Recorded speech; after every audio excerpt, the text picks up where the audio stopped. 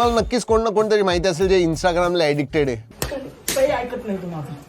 मी तुम्हाला सांगू का, त्यांच्यासाठी एक ऍप सांगणार आहे, त्यांच्या फोनवरती तो इन्स्टॉल करा. 3 ऍप सांगणार आहे तुम्हाला टोटल, पण हा जो पहिला ऍप आहे ना GMWave जबरदस्त आहे. तो काय करतो माहिती का, रील्सचं जे खाली टॅब असतं ना ते किंवा आयकन असतं ना तेच दिसणार नाही त्यांना, म्हणजे ते काहीच करू शकणार नाही, रील्स वरती जाऊच शकणार नाही. ते म्हणतील अरे असं काय झालं, एस्पेशली जे ऍडिक्टेड आहेत ना शॉर्ट्स आणि रील्स वरती त्यांच्यासाठी. दुसरी गोष्ट, हे फार महत्वाचं ऍप आहे, म्हणजे ज्यांच्याकडे सर्कल टू सर्च नाही, आजकाल नेटिव्हली भरपूर फोन्स मध्ये, पण जर का नसेल सर्कल टू सर्च जे ऍप आहे ना ते तुम्ही जावा इन्स्टॉल करा आणि एक्झॅक्टली जसं सर्कल टू सर्च चालतं नॉर्मल नेटिव्हली तसंच हे जे ऍप आहे सर्कल टू सर्च ते चालेल.